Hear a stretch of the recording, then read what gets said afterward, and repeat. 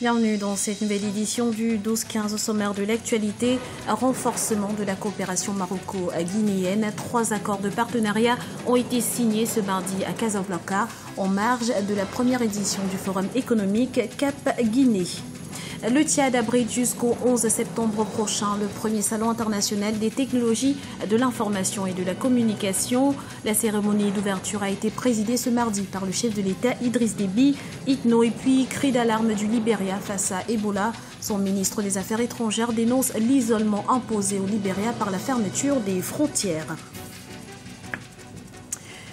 Présenter le potentiel qu'offre la Guinée aux investisseurs marocains, tel était l'objectif du Forum Cap-Guinée qui a eu lieu ce mardi à Casablanca au Maroc.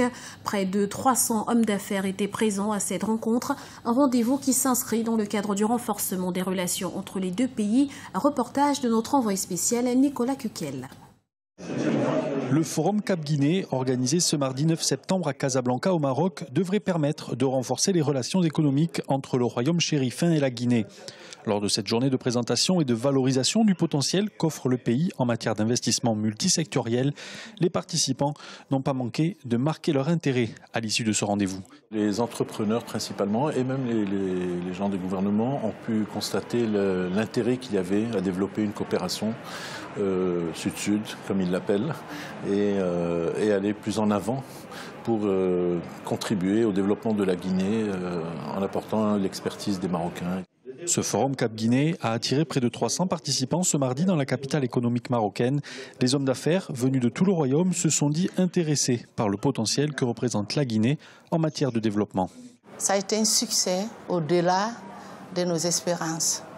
Les avis des uns et des autres qu'on a eus, globalement, sont aussi positifs parce qu'ils disent que c'est une première de voir en une seule journée autant de monde avec des ateliers. Le gouvernement guinéen travaille depuis plusieurs années à rendre le climat des affaires propice afin de pouvoir attirer les investisseurs du monde entier. Pour certains entrepreneurs marocains, il est l'heure aujourd'hui d'investir en Guinée. La Guinée aujourd'hui est, à mon sens, un terrain fertile à l'investissement. L'ensemble des ingrédients à une réussite entrepreneuriale sont là. Une bonne gouvernance, une volonté gouvernementale d'aller de l'avant avec le pacte Émergence Guinée et existence d'opportunités intéressantes dans le domaine des infrastructures, dans le domaine de l'éducation, de la formation, des énergies et des mines. Lors de la visite du roi Mohamed VI à Conakry en mars dernier, 24 accords entre les deux gouvernements avaient été signés. Depuis, les acteurs du secteur privé ont aussi conclu des accords de partenariat. Reste maintenant à concrétiser ces accords sur le terrain au grand bénéfice des populations et des deux parties. En partenariat avec l'Union internationale des télécommunications et l'Organisation internationale de la francophonie, N'Djamena, la capitale tchadienne, abrite jusqu'au 11 septembre prochain le Salon international des technologies de l'information et de la communication, une occasion pour les participants d'œuvrer au développement de ce secteur en Afrique. Voyez ce reportage de notre envoyé spécial Paul de Singwe. Ils viennent des 4 coins du continent, d'Europe et même d'Amérique. Certains avec des projets innovants et d'autres avec des stratégies et l'exposition de leur savoir-faire dans le secteur d'éthique. Tous participent à N'Djamena au Tchad, au CITIC, le premier salon international des technologies de l'information et de la communication en Afrique centrale.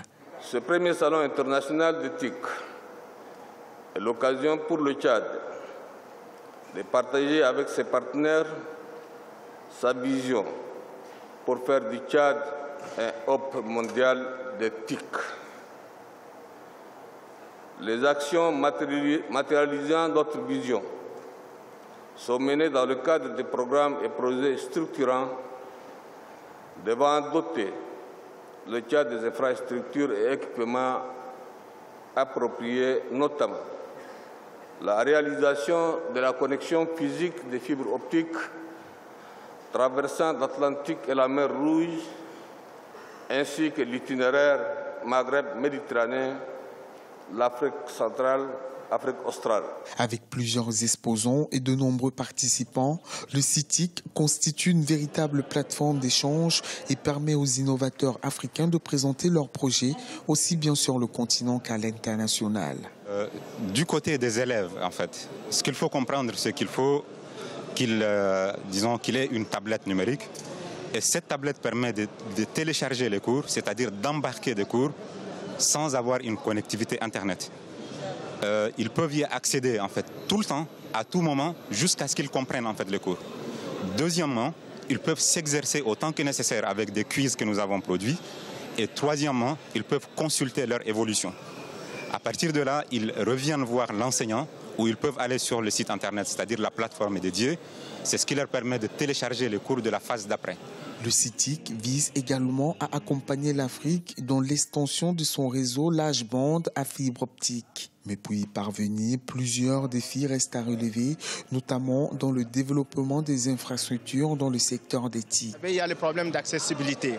Le deuxième défi, qu'il ne faut pas perdre de vue, les TIC ne peuvent se faire que par un accompagnement énergétique aussi. Le premier salon international des technologies de l'information et de la communication en Afrique centrale a vu la participation des présidents Mohamed Abdelaziz de Mauritanie, Goodluck Jonathan du Nigeria et Idriss Déby Itno du Tchad.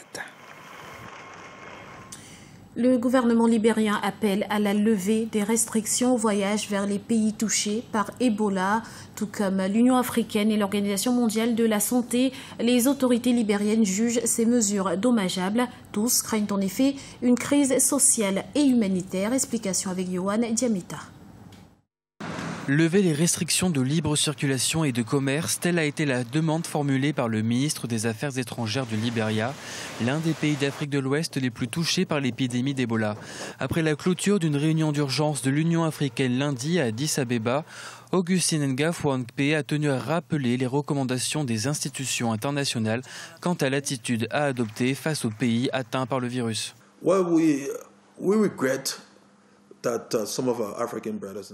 Nous regrettons que certains de nos frères et de nos sœurs africains prennent des mesures disproportionnées vis-à-vis de l'ampleur du problème et qu'en dépit de l'avis d'experts de l'Organisation mondiale de la santé, des Nations unies et même de la Banque africaine de développement, certains d'entre eux ne prennent aucune décision sur leurs frontières. Notre message à nos collègues africains, c'est qu'ils doivent revoir leurs actes. Our message to our African colleagues is that they need to revisit their actions. Depuis l'arrivée du virus Ebola au Libéria, ses voisins la Guinée-Conakry et la Côte d'Ivoire ont successivement décidé de fermer leurs frontières en août 2014 pour tenter d'endiguer la propagation de la maladie. Une mesure de restriction commerciale à l'impact bien pire que l'effet du virus lui-même, selon les propos de la présidence de l'Union africaine. Ngafouankpe appelle quant à lui la communauté scientifique à accélérer la recherche. We've been told through the news media that D'après les médias, l'action d'un médicament, le SMAP, était efficace à 100% sur les singes testés et il est possible qu'il soit également efficace sur l'homme. Mais nous appelons les médecins à faire le maximum afin que les médicaments puissent être rapidement disponibles.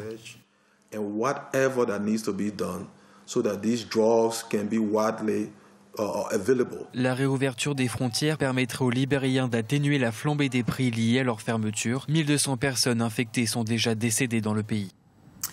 Chaque citoyen guinéen doit considérer la bataille contre Ebola comme une guerre. Ce sont les mots du président Alpha Condé qui appelle à la mobilisation générale pour proscrire la maladie. Au cours d'une rencontre de concertation avec les journalistes guinéens et étrangers, le président Condé a mis l'accent sur l'importance des médias. Il a en effet exhorté les professionnels du secteur à œuvrer davantage dans la communication et dans la sensibilisation des populations. Restons en Guinée, mais cette fois-ci dans un tout autre registre. Un institut de formation a été mis en place par les responsables du ministère de l'Éducation afin de faciliter l'apprentissage des langues. Et le cap est mis sur la promotion de l'alphabet Nko. Il s'agit d'une écriture conçue par Souleymana Kanté en 1949. Découverte dans ce reportage de notre correspondant Mohamed Lamine Solano. Un institut d'apprentissage d'Nko pour vulgariser l'écriture en Guinée.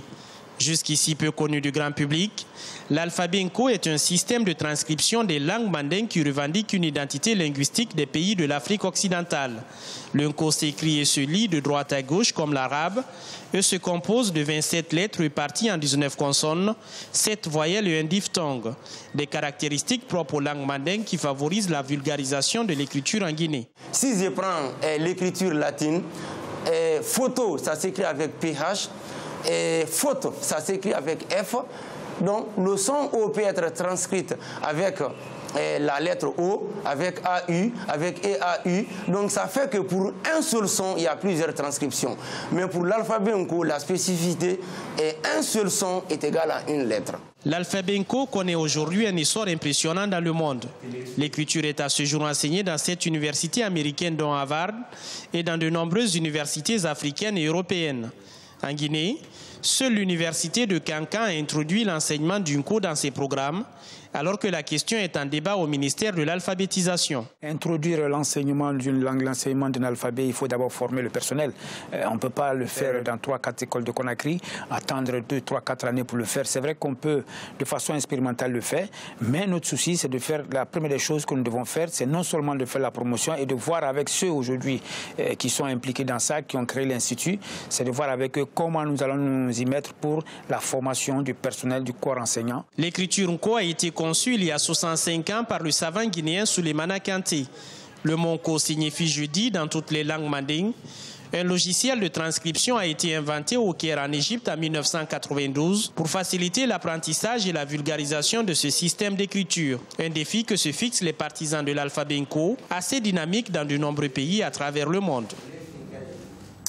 Nous vous remercions pour votre fidélité. Retrouvez dans un instant une nouvelle édition du 12-15 sur Africa 24.